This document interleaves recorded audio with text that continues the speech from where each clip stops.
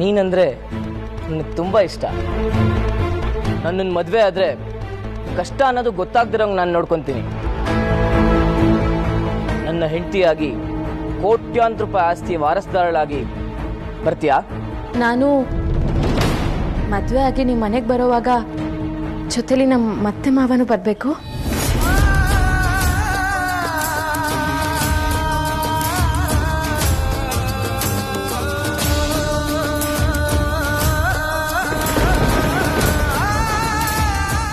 ಶಿವಾನಿ ಬದುಕಿದ್ದಾಳೆ, ನನ್ನ ಎದೆಯಲ್ಲೂ ಇದ್ದಾಳೆ, ಎದುರುಗಡೆನೂ ಇದ್ದಾಳೆ. ಅಲ್ಲಿ ನೋಡಿ.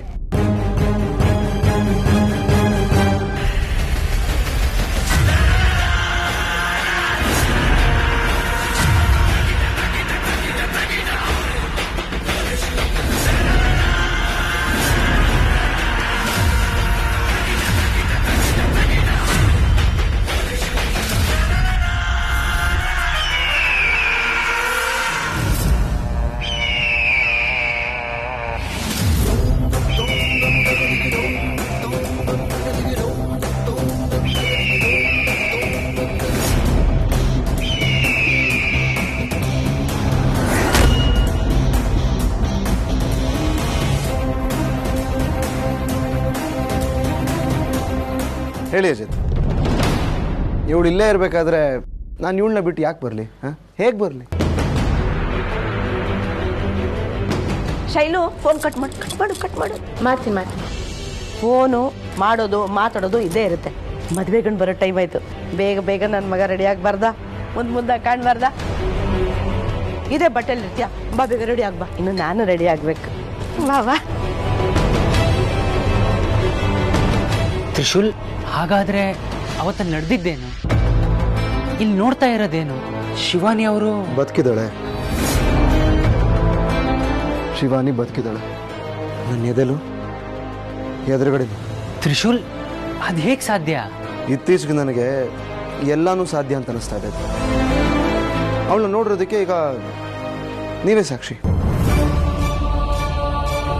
ಶಿವಾನಿನ ಕೊಂದು ಸುಟ್ಟಾಕಿದ್ನ ನಾನೇ ನನ್ನ ಕಣ್ಣಾರೆ ನೋಡಿದೆ. ಹಾಗಾದ್ರೆ ಇದೆಲ್ಲ ಏನು? ಅವಳು ಶಿವಾನಿ ಅಲ್ಲ, ಶೈಲು ಅಂತ ನಾನೇನಾದರೂ ಹೇಳಿದ್ರೆ ನನ್ನ ಮುಂದಿನ ಪ್ಲಾನ್ಗಳಿಗೆ ತೊಂದರೆ ಆಗುತ್ತೆ. ಹಾಗಾಗಿ ಸದ್ಯಕ್ಕೆ ಈಗ ಶೈಲು ಶಿವಾನಿ. ಅಲ್ಲ ತ್ರಿಶೂಲ್, ಶಿವಾನಿ ಯಾಕೆ ಇಲ್ಲಿದ್ದಾರೆ? ಅವ್ರನ್ನ ಕರ್ಕೊಂಡು ಮನೆಗೆ ಹೋಗುತ್ತಾನೆ. ಆದಷ್ಟು ಬೇಗ ಕರ್ಕೊಂಡು ಹೋಗ್ತೀನಿ. ಆದರೆ ಇವಾಗ ಸದ್ಯಕ್ಕೆ ಸಮಯ ಸಂದರ್ಭ ಸರಿ ಇಲ್ಲ. ಆದರೆ ಅಜಿತ್, ಈ ವಿಚಾರ ಯಾರಿಗೂ ಗೊತ್ತಾಗತ್ತೆ ಬೇಡ ಪ್ಲೀಸ್. ಹಾಗೆ ರೀನಾಗೆ ಹೇಳಿಬಿಡಿ, ಅವರಣ್ಣ ಸಂತೋಷವಾಗಿದ್ದಾನೆ, ಆರಾಮಾಗಿದ್ದಾನೆ ಅಂತ. ಸರಿ ತ್ರಿಶೂಲ್, ಬರುವಾಗ ಬೇಸರದಿಂದ ಬಂದು ಈಗ ಸಂತೋಷವಾಗಿ ಹೋಗ್ತಾ ಇದ್ದೀನಿ. ಆದಷ್ಟು ಬೇಗ ಶಿವಾನಿನ ಮನೆ ಕರ್ಕೊಂಡು ಬಂದು ಮನೆಯವ್ರನ್ನೆಲ್ಲರೂ ಸಂತೋಷಪಡಿಸಿ. ನಾನು ಬರ್ತೀನಿ ತ್ರಿಶೂಲ್.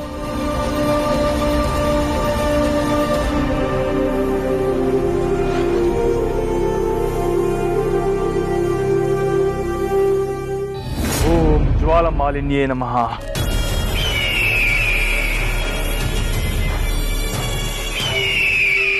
ಬಂದ್ಯಾ? ಬಾ. ಕೊಡು ನಾಗಮಣಿಯನ್ನು ಕೊಡು, ನನ್ನ ಮುಕುಟ ಮಣಿಯನ್ನು ಕೊಡು, ಲೋಹದ ಮಣಿಯನ್ನು ಕೊಡು. ಅಗ್ನಿಗರುಡ ಕೊಡು.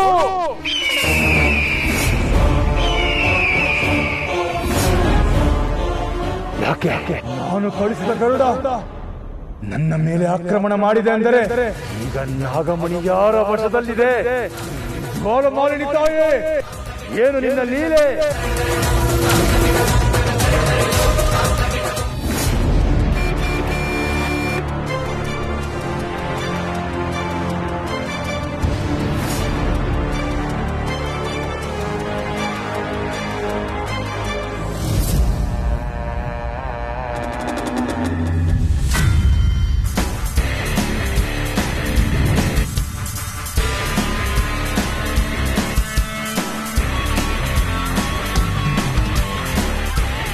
ಕೊಟ್ಟಿರೋ ದುಡ್ಡು ವಾಪಸ್ ಕೊಟ್ಟಿಲ್ಲ ಅಂದ್ರೆ ಕೈ ಕತ್ತರಿಸಾಕ್ಬಿಡ್ತೀನಿ ಅಂತ ಹೇಳೋನ್ಗೆ.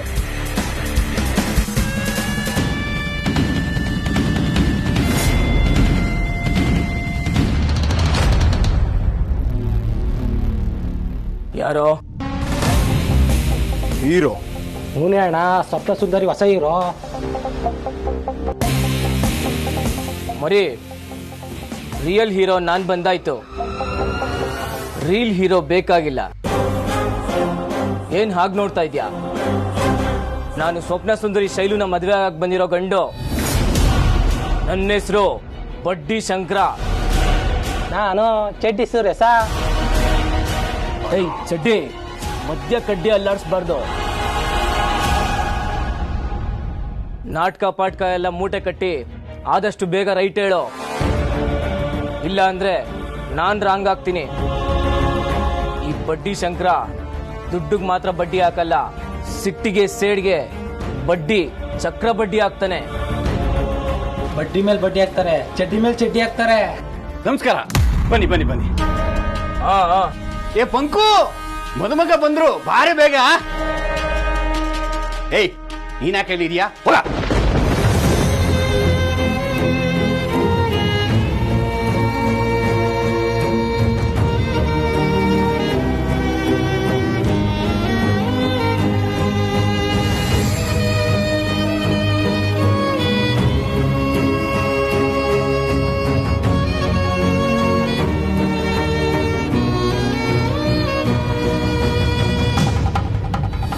ಗುರುಗಳ ಹತ್ರ ಹೋಗ್ಬೇಕು.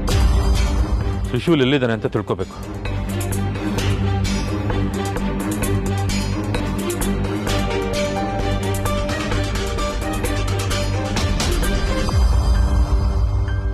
ಗುರುಗಳೇ,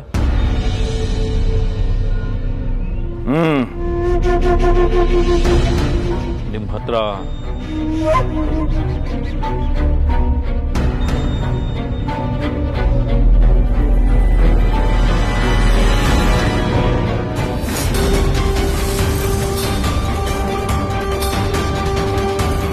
ಇದೇನು ಗುರುಗಳೇ, ಏನಾಯ್ತು ನಿಮ್ಮ ಮುಖಕ್ಕೆ? ಗುರಿ ತಪ್ಪಿತು, ಗುರುತಾಯಿತು. ಇದೇಕ್ ಸಾಧ್ಯ ಗುರುಗಳೇ? ನೀವು ಮಹಾಮಹಿಮರು, ಮಹಾವಿದ್ಯಾ ಪರಿಣಿತರು. ನಿಮ್ಮ ಮುಖಕ್ಕೆ ಇದಕ್ಕೆ ಕಾರಣ? ನಾಗಮಣಿ ಕಾರಣ. ಅದನ್ನು ನನ್ನಿಂದ ಅಪಹರಿಸಿದವರ ಶಕ್ತಿ ಕಾರಣ. ನಾಗಮಣಿ, ಅದ್ರ ಶಕ್ತಿ ನೀವೇನ್ ಹೇಳ್ತಾರೆ ನನಗೊಂದು ಅರ್ಥ ಆಗ್ತಿಲ್ಲ ಗುರುಗಳೇ. ನಾಗಮಣಿಯ ಸಂಚಾರ ನನ್ನ ನೇತ್ರಕ್ಕೆ ಕಾಣಿಸಿತು. ಅದು ಯಾರ ವಶದಲ್ಲಿದೆ ಎಂದು ತಿಳಿಯಲು ನಾನು ಅಗ್ನಿಗರುಡನನ್ನು ಪ್ರಯೋಗ ಮಾಡಿ ಅವನು ಹೋದವನು ಬೆದರಿ ವಾಪಸ್ಸು ಬಂದು ಹೀಗೆ ಮಾಡಿದ್ದಾನೆ. ಅಂದ್ರೆ ಗುರುಗಳೇ, ನಾಗಮಣಿ ಇದ್ದ ಜಾಗದಲ್ಲಿ ಒಂದು ಮಹಾಶಕ್ತಿ ಇತ್ತು. ಅದು ಅಗ್ನಿಗರುಡನ ಕ್ರೋಧ ನನ್ನ ಮೇಲೆ ತಿರುಗುವಂತೆ ಮಾಡಿತು. ತ್ರಿಶೂಲ್ ಬಗ್ಗೆ ಏನಾದರೂ ಕೇಳೋಣ ಅಂದ್ರೆ ಇವರೇ ಮುಖ ಹೀಗೆ ಮಾಡ್ಕೊಂಡ್ಬಿಡ್ತಿದ್ದಾರೆ. ಏನ್ ಮಾಡೋದು? ಮತ್ತೊಮ್ಮೆ ಬಂದು ಕೇಳಿದ್ರಾಯ್ತು. ಸರಿ ಗುರುಗಳೇ, ನಾನೇನು ಬರ್ತೀನಿ. ಹೋಗಿ ಬಾ ನಂದೀಶ.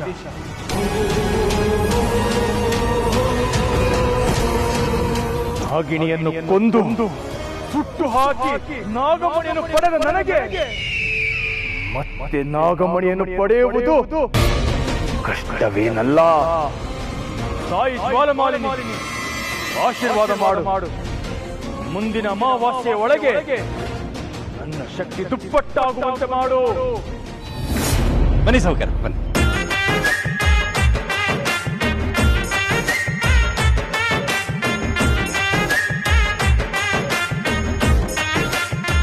ಮನೇಲೂ ಛತ್ರಿ ಕಾಣಿಯಲ್ಲ, ರೂಢಿ ಕಾಣು. ಶೈಲುನ ನೋಡೋ ಅಗತ್ಯ ಏನಿಲ್ಲ. ಅವಳ ರೂಪನ ಕಣ್ಣಲ್ಲಿ ತುಂಬಿ ಎದೆಲಿಟ್ಕೊಂಡಿದ್ದೀನಿ. ಹಾಗಾಗಿ ಕಣ್ಣು ತೆಗೆದ್ರು ಮುಚ್ಚಿದ್ರು ಕಾಣೋದು ಅವಳದು ಒಂದೇ ಮುಖ.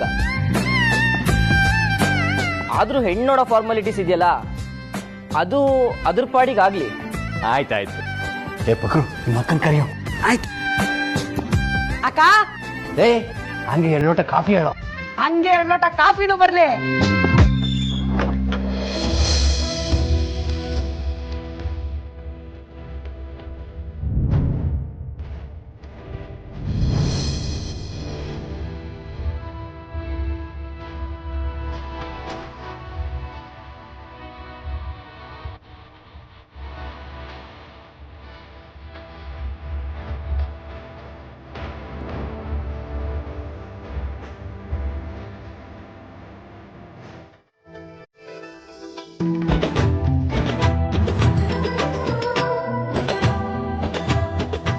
ಬಾ ಶೈಲು ಕೂತ್ಕೋ, ಹಂಚ್ಕೋಬೇಡ ಬಾ.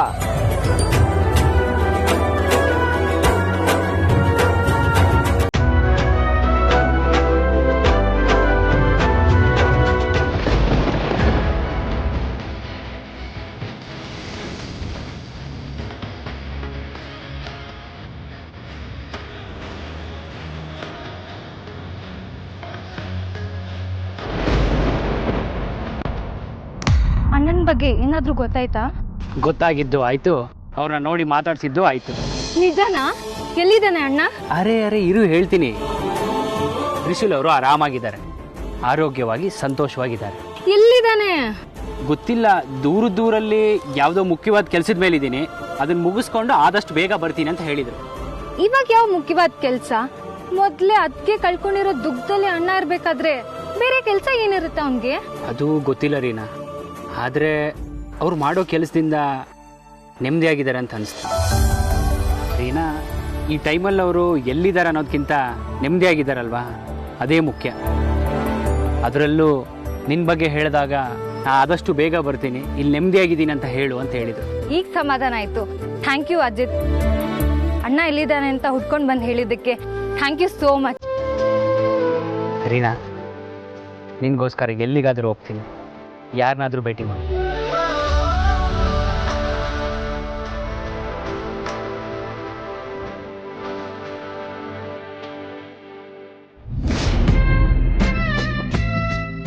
ಏ ದೊಡ್ಡಮಲ್ಲಿ, ಏನೇ ಚಿಕ್ಕಮಲ್ಲಿ, ಮದ್ವೆಗಂಡು ನೋಡಿ 3/4 kg ಚಿನ್ನದ ಒಳಗಡೆನೆ ಕುತ್ಕೊಂಡಿದ್ದಾನೆ. ನಮ್ಮ ಶೈಲು ನಡೆದಾಡೋ ಬೆಳದಿಂಗಳು, ಮದ್ವೆ ಆಗೋ ಗಂಡು ಓಡಾಡೋ ಚಿನ್ನದ ಅಂಗಡಿ. ನೋಡಿ, ನನಗೆ ನೇರ ಮಾತಾಡಿ ಅಭ್ಯಾಸ. ಶೈಲು, ನಾನು ನಿನ್ನ ದೊಡ್ಡ ಫ್ಯಾನು. ನಿನ್ನ ನಾಟಕದಲ್ಲಿ ಮಾಡೋ ಡ್ಯಾನ್ಸ್ ನೋಡಿನೇ ನಾನು ನಿನ್ನ ಇಷ್ಟಪಟ್ಟಿದ್ದು. ನೀನಂದರೆ ನನಗೆ ತುಂಬ ಇಷ್ಟ. ನನ್ನ ಮದುವೆ ಆದರೆ ಕಷ್ಟ ಅನ್ನೋದು ಗೊತ್ತಾಗ್ದಿರೋಂಗೆ ನಾನು ನೋಡ್ಕೊತೀನಿ. ಮದುವೆ ಇದೆ ಅಂತ ನಾಟಕ ಬಿಡೋ ಅಗತ್ಯ ಏನಿಲ್ಲ. ನಿಂಗೆ ಹಿಂದಿನ ಶಕ್ತಿಯಾಗಿ ನಾನಿರ್ತೀನಿ. ನಿನ್ನ ಅಭಿಪ್ರಾಯ ಹೇಳು. ನನ್ನ ಅಭಿಪ್ರಾಯಕ್ಕಿಂತ ನನಗೆ ನನ್ನ ಅತ್ತೆ ಮಾವನ ಅಭಿಪ್ರಾಯನೇ ಮುಖ್ಯ. ಶೈಲು, ನಿನಗೆ ಒಳ್ಳೆ ಬದುಕು ಸಿಗಲಿ ಅನ್ನೋದೇ ನನಗೆ ಆಸೆ ಅಮ್ಮ. ನೀನು ಚೆನ್ನಾಗಿದೆ, ನನಗೆ ಅಷ್ಟೇ ಸಾಕು. ನಮಗೆ ಸಂಬಂಧ ಇಷ್ಟ ಆಯಿತು. ನನಗೂ ಅಷ್ಟೇ, ಸೇಮ್ ಟು ಸೇಮ್, ನನಗೂ ಇಷ್ಟ. ನಿನ್ನ ಬಗ್ಗೆ ತಿಳ್ಕೊಂಡೇ ಬಂದಿದ್ದೀನಿ ಶೈಲು. ನಿನಗೆ ನಾಟಕದ ಥಿಯೇಟ್ರ್ ಕಟ್ಟೋ ಆಸೆ ಇದೆ, ಆದರೆ ಆಗ್ತಾ ಇಲ್ಲ. ಏಯ್ ಕೊಡ.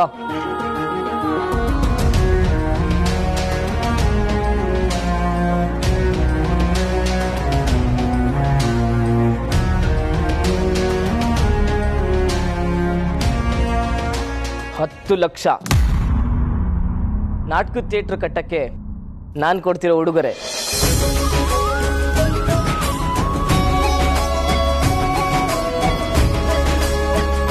ನೀನು ನನ್ನ ಮದುವೆ ಒಪ್ಪಿದ್ರು ಇಲ್ಲ ಅಂದ್ರು ಈ ಹಣ ನಿನ್ನ ಅಭಿಮಾನಿಯಾಗಿ, ಕಲಾದೇವಿಯ ಆರಾಧಕನಾಗಿ ನಿನಗೆ ಕೊಡ್ತಾ ಇದ್ದೀನಿ.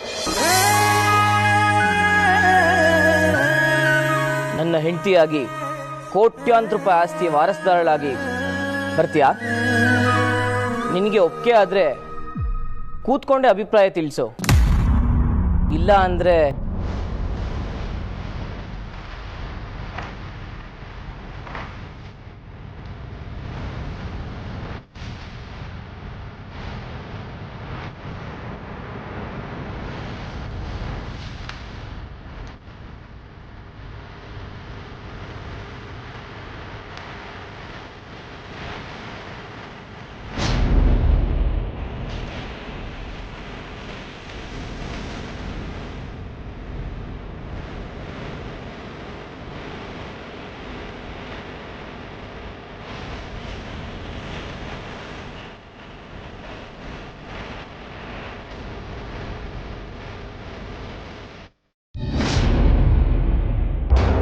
ನಾನು ಒಂದು ನಿರ್ಧಾರಕ್ಕೆ ಬಂದಿದ್ದೀನಿ. ಹೇಳಿ ಚಿಕ್ಕಬಾಬುಜಿ. ತ್ರಿಶೂಲ್ ಎಲ್ಲಿಯೂ ಕಾಣಿಸ್ತಿಲ್ಲ, ಎಲ್ಲಿ ಹೋಗಿದ್ದಾನೆ ಗೊತ್ತಿಲ್ಲ.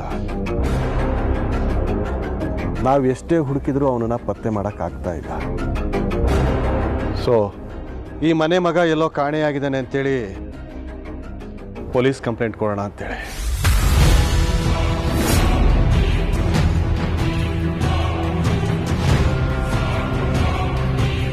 ಏನು ಪೊಲೀಸ್ ಕಂಪ್ಲೇಂಟ್ ಕೊಡ್ತಾ ಇದ್ದೀರಾ? ತ್ರಿಶೂಲ್ ಕಾಣೆಯಾಗಿರೋದಕ್ಕೆ ನಾವು ಹುಡುಕೋದ್ರ ಜೊತೆಗೆ ಕಾನೂನು ಪ್ರಕಾರನೂ ಕ್ರಮ ಕೈಗೊಳ್ಬೇಕು ಅಲ್ವಾ? ಇಲ್ಲ ಅಂದರೆ ನಮಗೆ ಜವಾಬ್ದಾರಿನೇ ಇಲ್ಲ ಅಂತ ಅನ್ಸುತ್ತೆ. ಧನಂಜಯ, ಈಗ ಅದೆಲ್ಲ ಯಾಕಪ್ಪ? ದಿಗ್ವಿಜಯ ಕಾಣೆಯಾದಾಗ ಕೊಡಬೇಕಾಗಿತ್ತು, ನಾವು ಕೊಡಲಿಲ್ಲ. ಶಿವಾನಿ ಸತ್ತಾಗ ಕೊಟ್ವಿ, ಆದರೆ ಅದು ಪ್ರಯೋಜನನೇ ಆಗಲಿಲ್ಲ.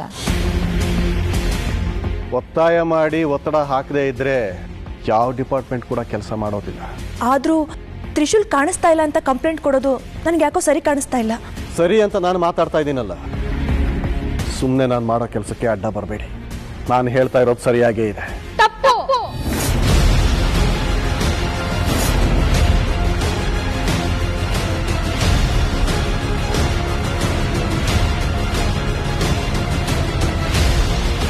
ನೀವ್ ಆಡ್ತಿರೋದು ಅತಿ ಅಂತ ನಿಮ್ಗೆ ಅನ್ಸ್ತಿಲ್ವಾ?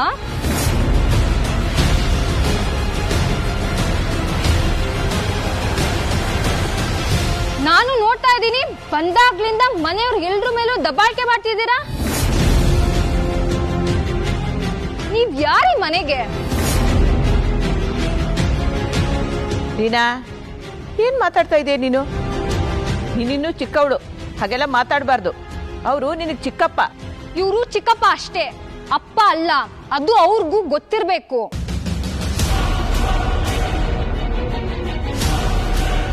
ನೀವು ಈ ಮನೆ ವಿಷಯದಲ್ಲಿ ತಲೆ ಹಾಕ್ಬೇಡಿ.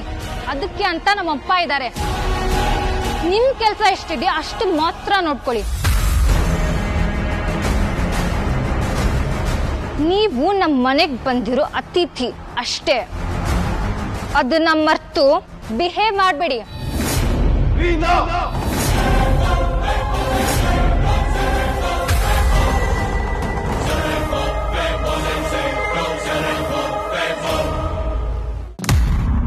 ಏನ್ ಮಾತಾಡ್ತಿದ್ಯಾ ನೀನು? ಇದು ನಿಮ್ಮ ಮೇಲಿನ ಪ್ರೀತಿಗೆ, ನನ್ನ ಅಣ್ಣನ ಕುಟುಂಬ ಚೆನ್ನಾಗಿರ್ಲಿ ಅಂತ ತಾನೇ ನಾನು ಇದನ್ನೆಲ್ಲ ಮಾಡ್ತಾ ಇರೋದು. ಗೊತ್ತಾಗ್ತಿದೆ, ನೀವು ನಮ್ಮ ಕುಟುಂಬಕ್ಕೆ ಮಾಡ್ತಿರೋ ಒಳ್ಳೆತನ ಎಲ್ಲ.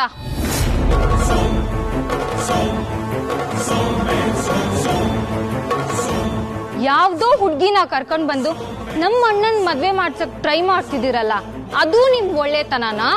ನೋಡು, ಆ ಕ್ಷಣದಲ್ಲಿ ಅವನಿದ್ದ ಕಂಡೀಷನ್ಗೆ ಏನಾದರೂ ಹೆಚ್ಚು ಕಡಿಮೆ ಮಾಡ್ಕೊಂಡ್ರೆ ಹೇಗೆ ಅನ್ನೋ ಕಾಳಜಿಗೆ ಈ ಡಿಸಿಷನ್ ಬಂದಿತ್ತು. ಅಣ್ಣನ್ಗೆ ಇನ್ನೊಂದು ಮದ್ವೆ ಮಾಡಿದ ತಕ್ಷಣ ಅವ್ನು ನೋವು ಪರಿಹಾರ ಆಗುತ್ತಾ? ಅವ್ನು ನೋವು ಏನು ಅಂತ ಅರ್ಥ ಆಗದೆ ಏನೇನೋ ಮಾತಾಡಬೇಡ. ಅಣ್ಣನ್ಗೆ ನೋವಿಲ್ಲ, ಏನೂ ಇಲ್ಲ. ಅವ್ನು ಚೆನ್ನಾಗೇ ಇದ್ದಾನೆ, ಆರಾಮಾಗೇ ಇದ್ದಾನೆ.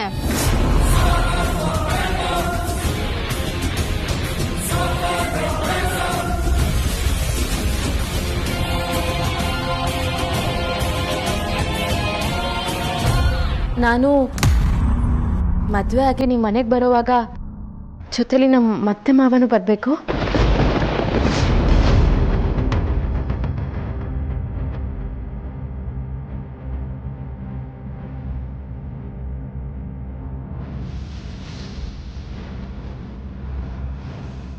ಅಷ್ಟೇ ತಾನೇ, ಅತ್ತೆ ಮಾವ ಏನು ಜೊತೆಲಿ ಮನೆಯೇ ಕಿತ್ಕೊಂಡೋಗಿ ನಮ್ಮ ಮನೇಲಿಡೋಣ. ನನಗೆ ನೀವು ಒಪ್ಪಿಗೆ ಇದ್ದೀರಾ?